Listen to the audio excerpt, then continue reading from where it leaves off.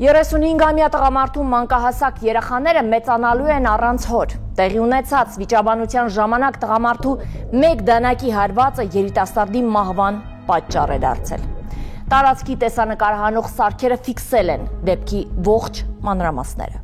2024 թվականի հունվարի 14-ին ներքին գործերի նախարարության ոստիկանության քրեական ոստիկանության գլխավոր վարչության հաղորդում տված կինը հայտնել էր, որ որդին վիճաբանել է Կարապետյանի հետ։ Վիճաբանության ընթացքում դանակահարել որդուն։ Իրավապահները տաք հետքերով բացահայտեցին տեղի ունեցածը։ Պարզվեց, որ վիճաբանությունը առաջացել է դեպքի նախորդ օրը։ Դեպքը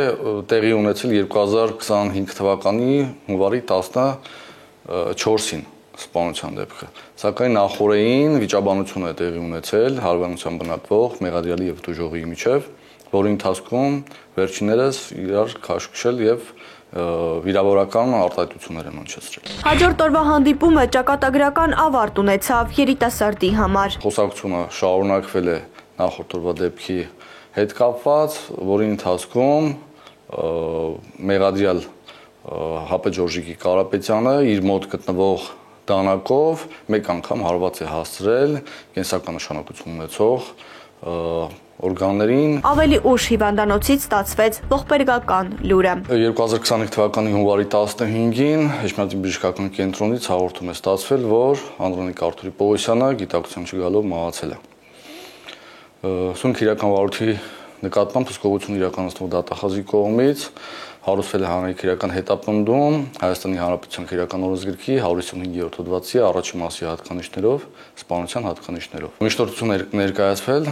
Արմավիրի մարզի ընդհանուր իրավասության առաջնահերթանի դատարան Մեղադրյալ Հապե Ջորժիկի Կարապետյանի նկատմամբ ընտրել խափանումմիջոց կալանավորումը, որը բավարարվել է։ Կատարվել են մի շարք վարույթային եւ ապացուցողական գործողություններ, նշանակվել փորձաքննություններ։ Նախաքննության ընթացքում մի շարք վարույթային գործողություններ են կատարվել, որոնցով հիմնավորվել են Հապե Ջորժիկի Կարապետյանի հանցավոր արարքը։ Նշանակվել են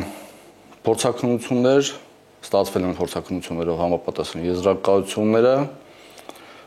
այնուհետև նոր հանրային քրեական հետապնդում է հարուցվել եւս 155-րդ հոդվածի առաջ մասի հատկանիշներով եւ ներկայացվել է Մեղադրյալին։ Նախաքննությունն ավարտվել է, գործի նյութերը ըստ կարգի ուղարկվել են դատարան։